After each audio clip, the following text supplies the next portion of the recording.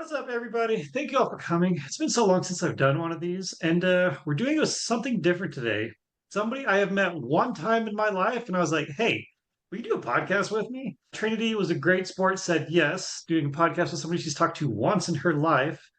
And that kind of ties into how we met. It's the whole concept around breaking your comfort zone. But Trinity, I'll let you introduce yourself. Sure, Daryl, thanks so much. My name is Trinity. I'm 21. I met Daryl at something called Folks Table. I do ABA therapy for children with autism. I like to find little creative outlets in my free time. I do theater sometimes. I really enjoy costuming and stage set design and props. Also, just like fashion in general. Right now, I'm super into D&D. We are having another one shot next week. I'm super pumped about. Yeah, just I like spending time with my sister. She's my best friend, and my two nieces. I love kids and being around kids.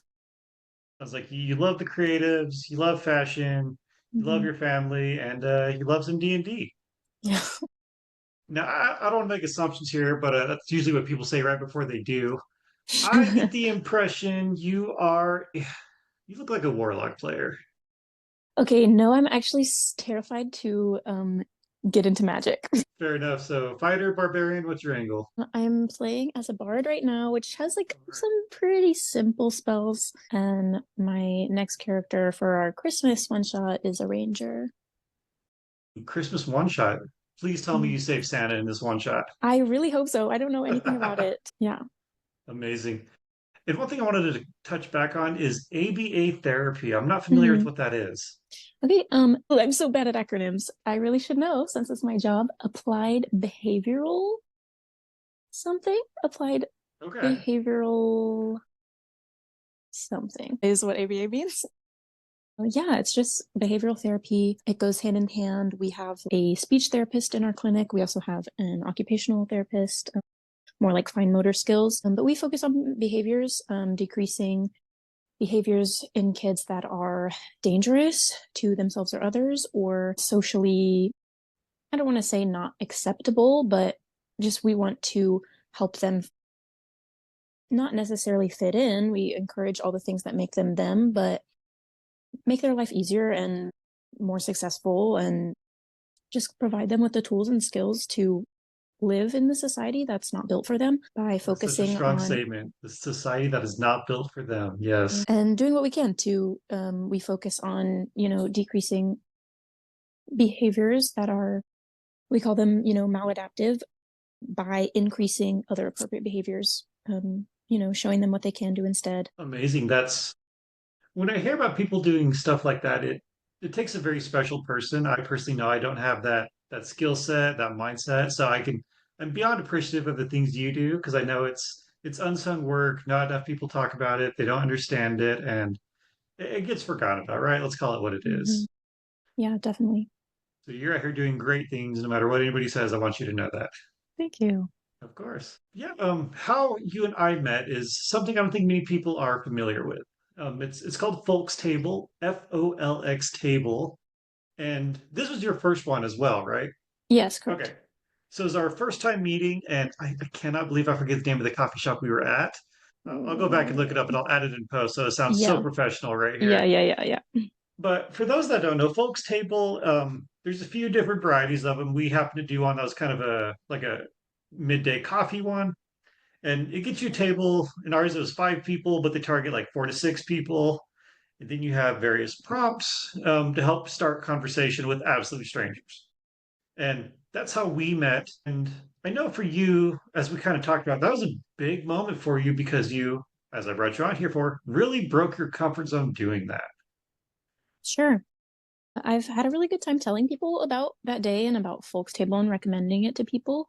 But when they ask me like why or like what is it for or why was it created, I have a hard time answering. I actually wanted to ask you like what you think Folks Table is for. Folks Table, to me, on my one experience, it's because meeting people's hard, right? Like, Mm, we all have cell phones and we're connected on Instagram and TikTok and whatever to, billions of people across the world. But I think meeting people in person has gotten significantly harder despite all the technology we have. And I think Folks Table takes out the challenges of meeting people because it's a semi-structured event. Like, hey, we're going to a coffee shop. We're all probably gonna grab a coffee, tea, something similar. And in our case, it was I think 60, 75 minutes, whatever it was. And then if you want to keep conversation afterwards, you can. But if it's not for you or you just don't vibe with the people, like that's your time commitment, and then you move on. So it is kind of interesting as well, just the whole, hey, we're all strangers. None of us knew each other. Mm. So to me, I think it's just a modern way of meeting people when we're tired of looking at these things. Yeah, really cool take. I thought it was so interesting. Daryl and I were in a group of 5 people, and 5 extremely different people. Yes, And I think I could tell that everyone attended for different reasons, which was so interesting to me. it was. Yeah, very diverse group, big age range. I'm pretty sure you were the youngest, I was the oldest, so that's what Mm. a 14-year spread there. And we also had like very different backgrounds. Like what's the diagram called where it has the circles that overlay each other? Mm. Yeah, like we all had our little Venn diagram points in the middle, and like some of us had a few things that related more to somebody else than the other. But at the end of the day, just 5 wildly different people who, under ordinary circumstances, may not have communicated. Yeah, totally. So to me, that's what Folks Table was. Yeah.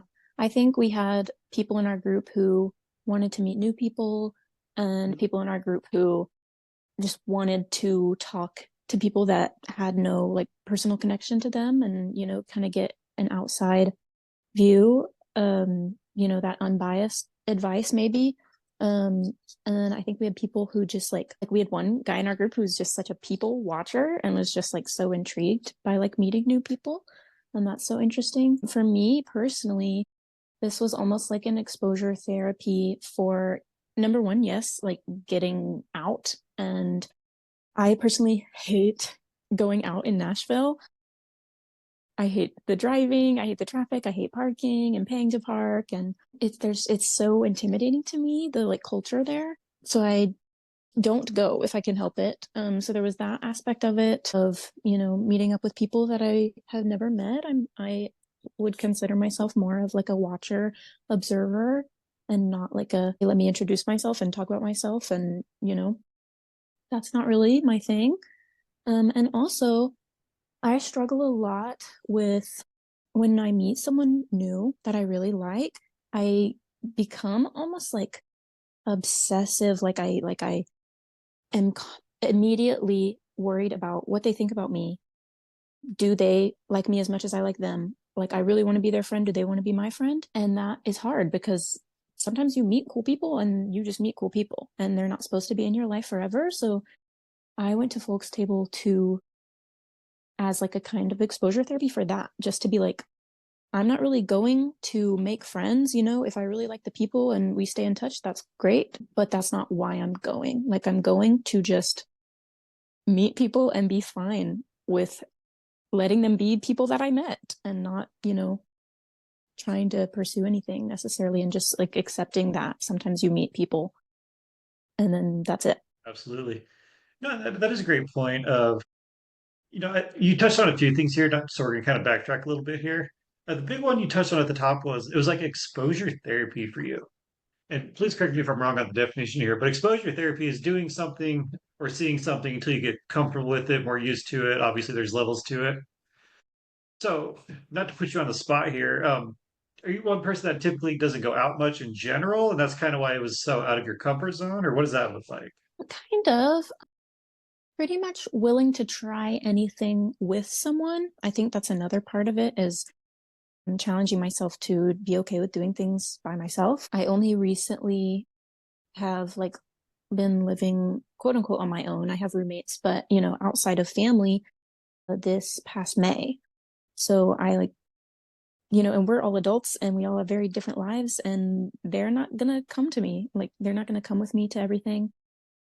I'm, a lot further away from my family than I was. And really like my sister is my closest friend and she is a mother and she is a wife and she's a pet owner and lives an hour away and she can't come with me to everything. So just practicing like it's okay to do things by myself and I really struggle with like going to a new place by myself. No, that's very relatable. I think a lot of people, especially with the years of COVID, not that far behind us, right? That killed a lot of social dynamics for so many people. Because you're 21, peak pandemic, that would make you 17, 18, 19. How is that? Because that's supposed to be like the most like outgoing, crazy years of your life. And I don't make assumptions, but it sounds like it might have been robbed of you in some case. Oh, for sure. Yeah. I argue that my like age range had it the worst because I was a junior in high school and there like I did feel bad, of course, for like the class above us who missed their graduation, but like honestly, they were pretty much done. And but I was too far along to really have a normal high school again, whereas like the two classes below me by their senior year, things were pretty normal again. And for me, it was just like half of my high school was just so strange and, half online and half in person, and no one wanted to be there. And even the teachers didn't really care anymore. And, having to wear masks at school and like it was such a strange world. And then like being out of school for so long, like junior years when you take your ACTs, when I had my like AP tests and I like bombed all of my tests because I wasn't in school. We were supposed to go on spring break and we never came back because there also was a tornado first in our area. And my school shut down from the tornado, and then COVID became like really big around the same time. And so that last quarter, I was not in school. So the classes that I had that semester, I were only half complete. And then in the summer, they had us like independently take our AP exams and our ACT exams after not being in school for months. So me and a majority of my class like bombed all of our tests. And then yeah, that set me off on a like very different start. I ended up not going to college because we talked about that at the folks table, that's the biggest what if in my life. I would say COVID is why I didn't go to school. I didn't feel prepared. I felt like I had only had 2.5 years of serious education. And I felt like I had missed the like key skills that I needed when we went on like our long hiatus. I was in the middle of my like really important English class where we were learning like how to really, really write and how to really cite sources, and and then just boom, it's dropped and we never got to finish that. And then my classes senior year were kind of a joke. I had like theater and Shakespeare class, like a literature class, and that was super fun. But I really only had like one serious class. So yeah, I didn't feel prepared or like I was ready to go to school. I originally said I was just going to take a gap year, and then I ended up not going at all. But that's what led me to ABA and where I am now. So I'm not like too upset about that. I really love my job and where I'm at now. But definitely all that stems from COVID. It was such like a formative time for my generation. And I think it really stunted a lot of things for sure. And that's something I've never had a chance to talk to anybody that was in like the high school space because I'm, a decade out of high school by the time COVID hit. So to me, it was like, oh, you mean I have to work from home for a couple weeks? Oh my God, this is terrible. Like I had a very different experience, but it's almost sad because here you are building momentum to go chase life after high school, whatever that may look like, and you get hit with these roadblocks that are just like, no, you have to do it the hard way. You have to do it the hard way. You have to do it even harder way. It just kills your momentum, kills your energy. And the one thing you said that really struck me as odd is the teachers just reached a point where they didn't care. What was that like? I mean, it must be like I can only feel for them. Like they also are having to deal with like if our attendance rates dropped below a certain percent, we would go remote for 2 weeks at least. Uh, And then they're having to deal with that, like, and not having people attend online, I'm sure. It must be hard, like, trying to get lesson plans and things together when attendance is just so low. And even when people are there, they don't want to be, and everyone's scared and everyone's angry. And then plus, like, their own personal lives, whatever their families are going through, if they have kids going through the same thing. I can't imagine, like, I can't imagine how difficult that was for them as well. It was hard times for everyone for so many reasons. But yeah, it shaped you to the person you are today. You're clearly still getting out, trying new things, exploring this game of life we're in. And, just kind of circle back, breaking your comfort zone. Obviously, we went to Folks Table. What does stepping out of your comfort zone mean to you exactly? I don't know. We talked about like doing things alone. Sometimes if I'm feeling crazy, I'll like go out to eat by myself. And that's like Okay. such a weird, like, I don't know, like everyone thinks that's so strange. That's very much an American thing. It has to be. Yeah, yeah, Because I've spent a fair amount of time abroad, and when I go out to eat dinner by myself, nobody questions it. There's no sure. awkwardness about it. It's just like, he wants food by himself. Like, pop off, King. Nobody's ever told me pop off, King when I'm traveling abroad, but it's a wish list item. Sure. Then also like, getting back into theater, which was a huge thing for me because that's another COVID thing. Like we were in the middle of a production um during COVID and then which I was the lead in and it was like again like you said like gaining momentum and whatever and then that hit like right in the middle. Our show was canceled like 2 weeks before opening and we never got back to it and then we didn't have a show my senior year because things were still so iffy and we like our theater teacher left and we got a new teacher and she didn't want to put on a production during COVID in her first year of teaching. Totally understandable. Lately, I've been trying to get back into like community theater and taking voice lessons again and like reconnecting with the part of myself that really loves that, even if I'm not like pursuing it professionally or going to school like it, like going to school for it, like a lot of um people in that world, like it's so competitive and trying Oh to let yeah. go of that standard that I don't have to be doing it professionally.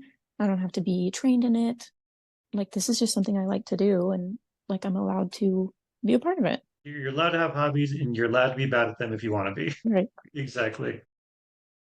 So as we kind of expand on that a little bit, clearly you're getting in, you're doing all these things you lost touch with. Like, what's the catalyst that made you feel safe to take that leap, to go do that thing? Mm, great question.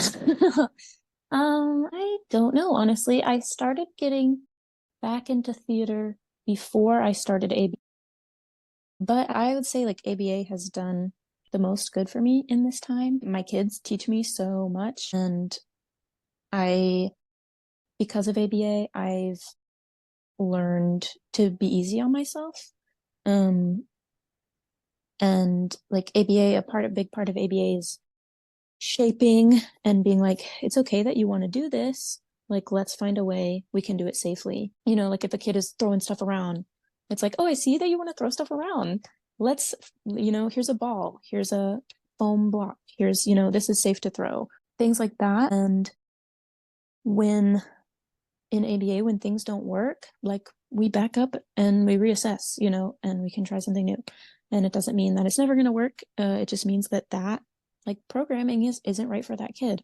And so I apply that a lot to my own life, like this strict schedule that I'm trying to do isn't working for me, or, what, like anything, just being strict on myself. Like I have such a perfectionist mindset. And I think ABA has really helped reel that in. And at Folks Table, I talked about like not seeing things so black and white anymore, and just being so open to a variety of everything, responses and reactions, and that everything is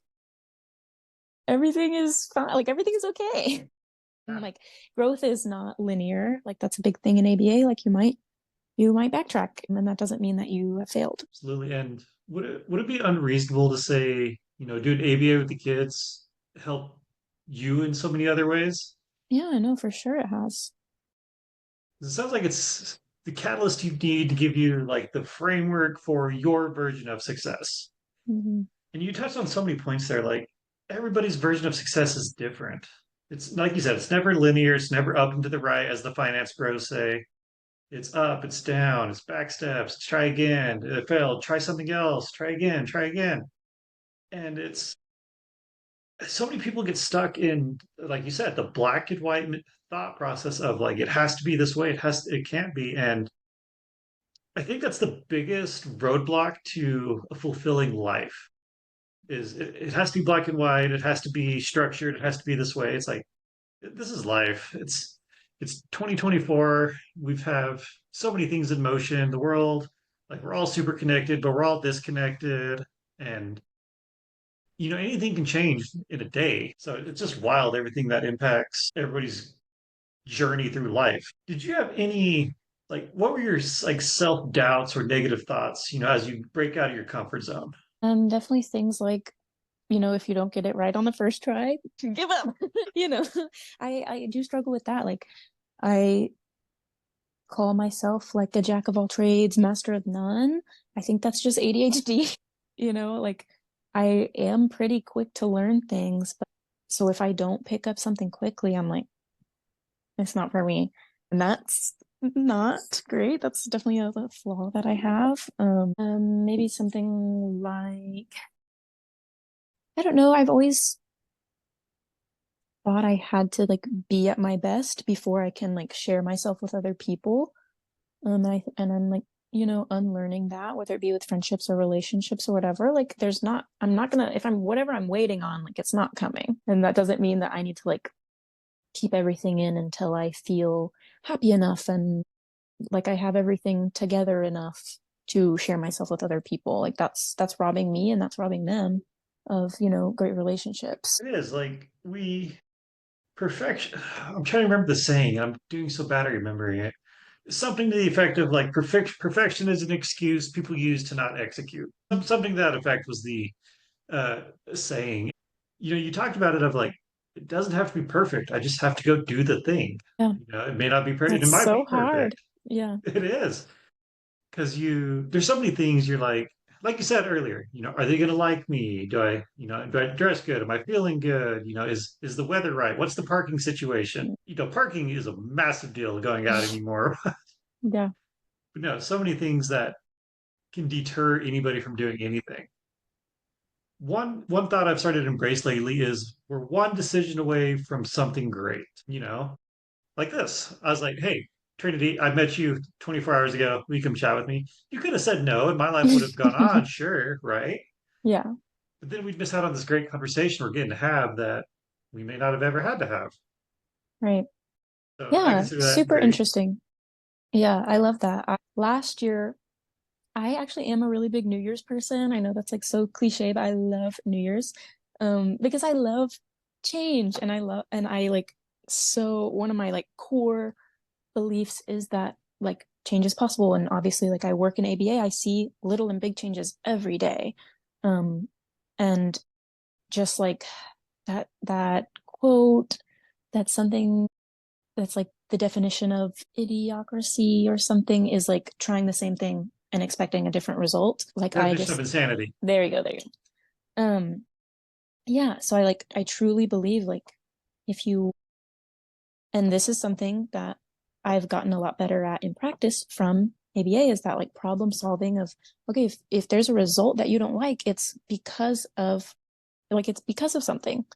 And if you can find what is in your control to change, then like you will get a different result. And I don't know that it's gonna fix it, but you have to try something. I'm like such a big like preacher on that. And I'm like, yeah, I don't know that cutting out caffeine is gonna change my life, but it might.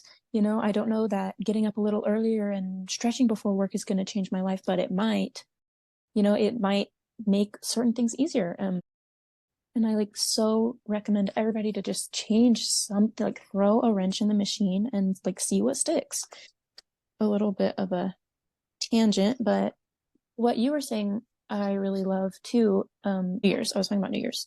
Um, I love that it is a time of year where everyone thinks like that, at least for a week. And I wish people were like that all year long, and I wish people would set goals all year long, and believe that they have the power to change. But something like a new year, like, is just powerful, and I love like what it does for people. But what me and my sister do instead of like our really specific like goals for the year is just like what we want more of and what we want less of. ABA, we actually call this like DRL or DRH, just like higher and lower rates. And so that it's not so extreme. Again, like going back to the black and white thinking, like if I'm drinking so much coffee, my New Year's resolution is not going to be to stop drinking coffee. It'll be to drink less coffee than I did last year. And there's no punishment, and I didn't fail if I drink coffee, or, things I want more of, if I want more time with my nieces, or if I want more, exercise and stretching in the morning. I don't have to be a gym bro or anything crazy. I just need to do it more than I did last year. And so that's been super helpful for me. We've been doing that the past 2 or 3 years. Just doing more and less instead of like, I want this and I don't want this. Highly Right. recommend. Staying away from the extremes, sticking to the subtle ups and downs, because you could always Mm-hmm. take it further or redirect if you want, right? Mm-hmm. Mm-hmm. Are you familiar with Gary Vaynerchuk? I don't think so. I highly recommend him on all the social medias, but he runs a company in New York called Vayner Media. But one of the things he stresses in a lot of his social media is one is better than zero, Right. meaning you tried the thing and then you like it, you hate it, you're indifferent, right? And just doing those things, even just one time, will help fundamentally change the direction of your life. Mm-hmm. Because how before you started going in all in on the things you want to do, break that barrier down, how long would you think about something before you did it? So long. Right, that's what I mean. It's Yeah. Yeah. No, and I think like in 2023, I try to set like a motto for the year, and my 2023 motto was just start, because I had such a hard time starting things because of that perfectionist mindset. Is it going to be everything I wished? Is it going to be as great as I think it's going to be? Is it going to be worth it? Am I going to be able to keep it up? Am I going to, finish it or get good enough at it to where it's rewarding? Like, literally just start, like, mess around and find out. Like, you can't guess that. And so like I have a really hard time starting things just because of that, like, perfectionist mindset. But even like I'm such a list person. And when I set my to-do lists, like, I get so upset if I don't cross those things off. So I'll literally try to do that, and be like, do one, whatever.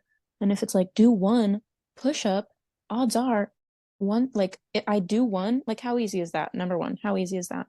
so easy. Um, and then like odds are, once I'm down there, like, I'll probably do some more, But if I don't, then I didn't fail. Or sometimes I would like set the goal of just like getting my yoga mat out and then putting it away.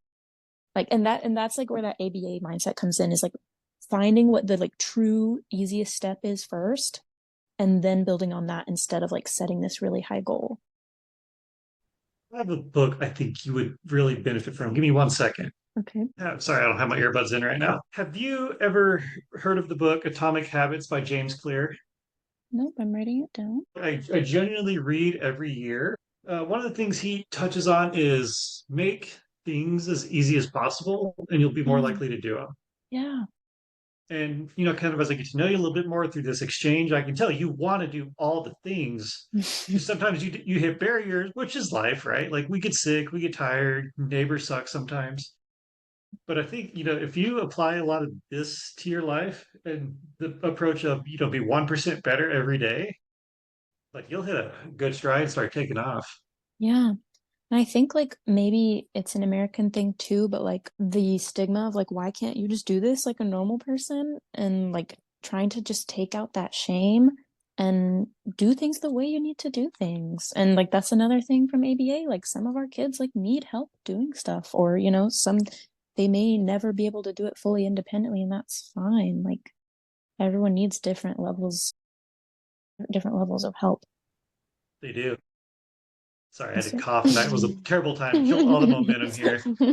Um, but no, again, those are all great points. Not everybody needs the same support with everything. Sometimes they need more, sometimes they need less, and that is okay. Kind of to redirect the conversation, as we've talked about you, your growth path, some of the things you've done, like your systems, if you will. What would you tell to somebody else who's looking to change their trajectory in life, break their comfort zone? First thing I think you need to do is determine why. Like, another ABA thing, functions of behavior. Everyone does everything for a reason.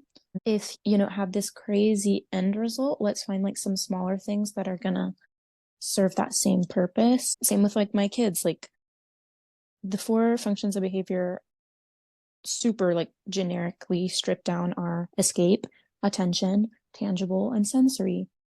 So most like life goals are probably something tangible, um, or attention, you could argue that. But like kids, if they are doing something for escape or doing something for attention, we need to give them an alternative that serves that same function. Or they're going to be like, I don't want to do that. So same thing with adults. If what you want is to like be super fit or whatever, like start somewhere small with like what you eat, or just like stretching, or like yoga if you're not a gym person, like start with things in your home. And then I would say tell people, and ask for help, and build, try to have like at least one person who either is working on this with you or like is doesn't mind to check in on you and like hold you accountable. Yeah, and then I would say like logging it in any form, like journaling or an app or something, just so you can show yourself like no matter how much progress you've made, like at least you're not where you started. No, those are all great points of track it, so it's a habit. You can see, get that momentum going from doing it. A support network is key, and just understand what you want to do. I do want to call back to one thing. I want your opinion on. You said, when a child or is doing a attention seeking um, habit, from your perspective, this is something I'm very curious on because I don't have kids. My nieces, they live, many hours away, so I can see them much. Is there a difference between and it is a child? I'm stuttering over my words. Is a child, who has limited mental capacity just because they're not developed, is it really attention seeking habits, or do you think they're seeking a connection with Mm. someone? Um, Great question. I think both. Like, if you were to put seeking a connection under one of the four things, I would say that is attention based. That's a great question. I don't know that I'll try to like observe in my work week, but most of the examples I think of that are like simpler than that. Like if a kid is screaming across the room or throwing something because they want me to look at them, and even if they pray or even if they seek that like reprimand that maybe they get at home, like any attention, negative, whatever, like bad press is still press, like that. Right. Negative attention is still attention. Teaching them like, hey, like if you want my attention, like you can just come tap on my arm, or you can say, hey, Trinity. And so when they do those things appropriately, giving them super high praise and giving them that attention that they're looking for. Yeah, with a connection, I don't know that I see that like in my day to day.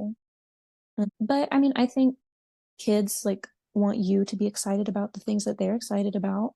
And I that's would part of see what that more with my niece, probably. Yeah. and that's part of what drove my question is when you look at kids, especially young ones, they don't necessarily have like the sentience of like I'm doing this purely for this thing. It's a lot of mimicry, what they see their parents do, their peers do, teachers do. It always makes me wonder because kids, they're doing it for the attention, or are they looking for a connection is why they're, Mm-hmm. for lack of a better phrase, lashing out in whatever capacity. And to me, it's just I like to hear people's opinions on it because, attention and connection, they're similar, but they're two very different things. Sure. Yeah. I think maybe if my kids teaching them like, hey, like you can just say, come play with me, or you can say, hey, look at this, instead of shoving it in my face. You can just be like, look, isn't this cool? Giving them that vocabulary that maybe, other people in their life aren't modeling. And just like, even it's so silly, the way that the adults in the clinic talk to each other to like model to the kids, I'll say to my coworkers all the time, like, I'll call their name and they'll be like, wow, thanks for getting my attention, and we're like even modeling that, which is super silly sometimes. But yeah, you're definitely right about like just, yeah, more mimicry than, whatever, a real conscious. Appreciate your insight on that. And then this is the last structured question I have before we go into some Q&A. I got some from some friends here. What's the next challenge you're looking forward to, Trinity? Gosh. Um, Zero pressure on the spot. You have 30 seconds. Go. right. Well, next month I have a recital with my where I'm taking voice lessons at. All the students are just like doing a little showcase, which is like not a big deal, but it's for me, it's the first time actually performing since high school. So that's a big challenge for me. Yeah, I'm like a sillier, less big life challenge is like I'm trying to learn how to DM in D&D. Oh, challenging myself on like again just starting and not waiting until I think I'm going to be perfect at it. Like you have to just do it to learn it. So giving myself grace with that. No, that's great insight. Appreciate you sharing. Yeah, very excited to hear about those overcoming stories you're going to have afterwards. So, kind of as we transition here, I've got some Q&A. I have some Q's for my friends. You're going to give me the A's too. Okay. Like, what was? And I kind of touched on this earlier. When did you realize you had to change something? Well, I there was a lull right before I started ABA, right before I discovered ABA. I had actually gotten fired from a job that I had working in a public education system in a school setting. I won't like go into the details of that, but it was like, Not necessary. Yeah. yeah, it was pretty hard. And I was working with children with autism back then, but just in like a classroom, and I didn't have any training, I didn't know what I know now, and I wish that I had, but that was so detrimental, obviously, and so like such a shock, and it made me question, is am I good at this? Like, other people think I'm not good at this, so like maybe I'm not meant to do this. You know, whether it's like the teachers and people I worked closely with, had my back and would, you have a knack for this, like we need to keep going in this. But then like obviously that made me have a lot of self-doubt. And I literally was going to work at Starbucks. Um, which is fine. Like that's fine. Like we need our service workers, But I like that is not for me. I've done it before. I've worked drive-through before. I've worked retail before, and I just get very bored with things like that. Like I love a more hands-on type of job, something that has structure but is still so different day to day. I literally had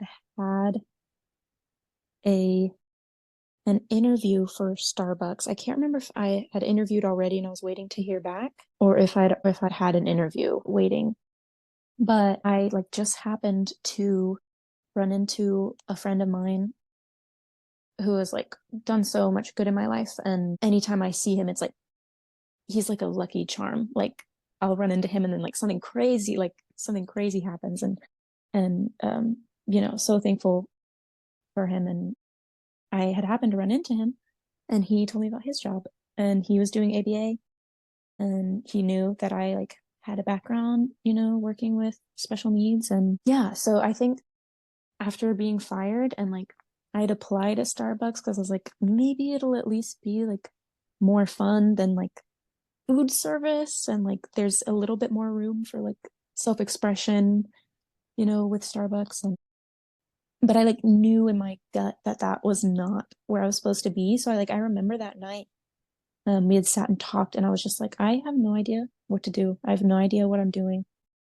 So yeah, I think that was the moment for me, like right before I was about to settle for less and realizing that that's just not what I wanted. And luckily enough, the answer presented itself right then and there, but like things could have been very different if it hadn't. It's amazing. You hit the one thing I think a lot of people don't realize is your calling.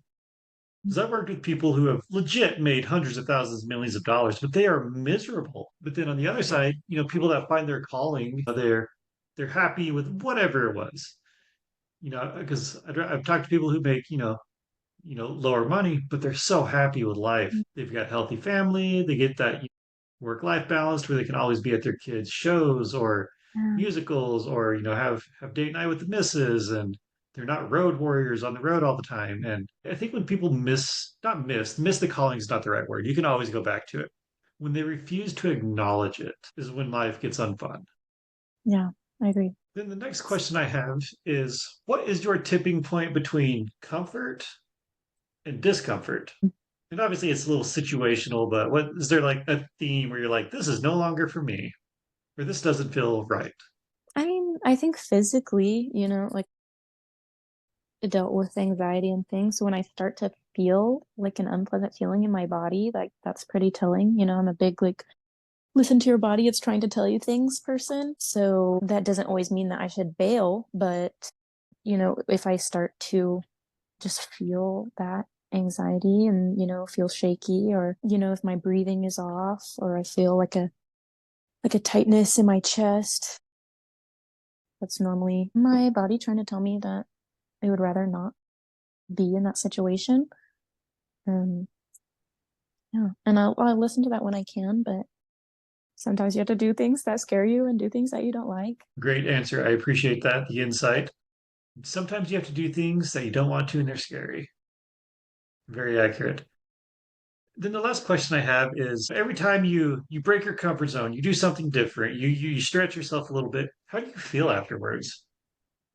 Normally great, and I think I can't remember if I touched on this at the folks table, but as someone who I'm like pretty sure I have ADHD, seen a video of a therapist like saying, "Hey, people with ADHD, like don't announce your plans because it will kill your motivation," and that has like been helping me so much since I saw that a few weeks ago. Again, like it goes hand in hand with that like perfectionist thing. Like I already have this expectation in my head, but like if I tell everybody what I'm gonna do, then they have this expectation in their head. And what if I do it and it's not as great as I thought and it's not as great as they thought and they're disappointed? Um, there's the fear of that. And also literally in my brain, if I tell someone, hey, I'm going to do this really cool thing, they're like, wow, that's really cool. And I'm like, great. And that is like the serotonin boost that I needed. And I don't have to do it anymore. And that's crazy. But like that literally is how my brain works because I'm such a words of affirmation person. So like having it doesn't matter if I've done the thing or not, like having people tell me, oh, that's going to be so cool. Like you're so creative and whatever. I'm like, perfect. That's exactly what I needed to hear. And then I lose the drive to actually start that thing. So Folks Table was like the first thing that I actually like tried that on because my sister was at the Folks Table launch and she is a social worker and she has, done some tables and she recommended it to me. Um and I was like, yeah, that's really cool, but like I don't know if it's for me. I don't know if I want to do that. And then I booked the table and I didn't tell anyone and I was so proud of myself. But then the feeling after was so much greater. So I got to like, wait and experience it and just like totally unbiased with no, like, I didn't put the expectations on myself and nobody else had a chance. Nobody else had a chance to, you know, have expectations for me. And then, I text my sister, I text my boyfriend, like, look what I did after it was done. And that's so much better. So I think that was like so crucial for me to have like a small example of like what that can be like. So yeah, I think it's definitely obviously doing something hard is more rewarding than doing something easy with anything. And I think you hit on something very interesting of, you did it, you didn't tell anybody until afterwards. I think you got just a pure, raw, 100% organic dopamine hit. Came to fruition, you walked out, and we all went our separate ways. And that was the hit you needed. Exactly. Amazing. Well, that was all of my questions for my friends. Trinity, you've been absolutely wonderful. Thank you for sharing your experiences with me, your stories, ABA, how it's impacted you as a practitioner, but also getting to watch others develop and grow from it. Just very exciting stuff. You're clearly a wonderful person. I'm so glad we got to meet at this little coffee shop whose name I feel terrible for forgetting at this point. But yeah, again, this was amazing. I would love to hang out with you again in the future. And obviously, see, I'm randomly dropping invites to stuff. If you ever get a chance to come out, our board game group's mad fun. Yes, I would love to. Yeah, because I think Tuesday, this part's not going to be in the outro, but on Tuesday we had like 31 people at Fat Bottom. or Monday. I mean, not Tuesday. Yesterday was Tuesday. Next week, again, if you're open to it, I just like inviting people. Because next week, Tuesday, we're at Tailgate West, Tailgate HQ. That one, there's usually a good group, 30, 40 people, all kinds of games. It's a good mix of, men, women, young, old. So I think you and your boyfriend, if you want to bring him, would have a great time. Yeah, that sounds awesome. Yeah. Yeah, again, thank you so much. One question I did want to ask you, unrelated to all of this, is I know you know where Farmington, New Mexico is. Right. Tell me what you remember of the place and what your story was going through there. Well, honestly, I don't really. I told you my family is from Cortez. Hmm. My dad's whole side of the family still lives there. And my aunt lives in Farmington. I remember hitting a deer out there. That's a Um, great memory to have. yeah. I liked her house, but it's pretty out in the middle of nowhere. I we would always go during the winter, and like sledding down her road, and so I don't hate it. I don't love Cortez either. Yeah, Yeah, Cortez. No, I agree because I spent 21 years in the area, and like when I finally left, I was like, "You mean there's more to life than this?" yeah, yeah. I went from Farmington, town of at the time I think it was like 42,000 people or whatever, to Mm, Denver, a town of right. at the time I don't even think Denver actually had 1 million people because when they legalized marijuana is when Denver like completely popped Mm, off and blew up in size because once hmm that happened, everybody started moving there. Everything got stupid expensive. This is hmm how stupid expensive it got. The first apartment I ever had in Denver was a one bed, one bath, like decent little unit, like not a landlord special, but not a high end unit, like very much a mid tier unit. Was 535 a month. And again, it was a nice unit. That Wow. same unit today rents for like 1,800. Yeah, literally Yeah, I'm sure they've modernized it a little bit since then, but I'm like, did you guys $1,300 a month modernize it? crazy. Like, will it do Yeah, my tax return for me? And yeah, literally. wild, just wild. Are you a Nashville native or Yeah, we're from you are one of Lebanon. the few? What has it been like for you to watch, Nashville change and blow up over the past, what, 8, 10 years? I know, so crazy. I think Nashville, like, was always like growing up, we wouldn't go to Nashville a ton. Like, we would go to the Parthenon every once in a while, or to Centennial to like ice skate or the zoo. But it was like really something special. So I think Nashville like already had that in my brain. I thought it was just like something bigger than me and whatever. But like, and then in between Nashville and Lebanon, there's Mount Juliet, which like felt like the perfect like balance. And now it's like everything has shifted. Like it's like Nashville got so big, and then Mount Juliet got so big, and then now I'm like, why is there traffic in my little hometown of Lebanon? Like that's everyone is moving here and everywhere else close by. Like it's so overwhelming. It's So it's yeah, really wild. strange. Yeah. Yeah. No, that's crazy times we live in, and everything's changing and Mm. awesome. Again, Trinity, thank you so much. Random request out of the blue. I was like, and when I asked, I was like, I have no idea how this is going to come off. But again, I appreciate you taking a chance on me. I hope you enjoyed this. And No. again, would love to catch up with you again and see where everything goes. Yeah, thank you, Daryl. Super grateful for the experience. Like, I love talking about my job. I love being asked questions. I normally am the question asker in my life. So it's a really cool opportunity to, think, what do I think about that? Great, nobody ever asks. Yeah. So Yeah, yeah, really cool, really fun. Thanks for inviting yeah. me. No, happy to do it. And yeah, if I don't talk to you again, have a wonderful Thanksgiving. And Yeah, you too. once I get a rough timeline, I want to start posting everything. I'll let you know because editing these takes a little longer than I wish it did. Sure, sure. But again, I appreciate you so much. Have a wonderful evening. Yeah, you too. I'll see you later. Thanks. Bye. Right, bye.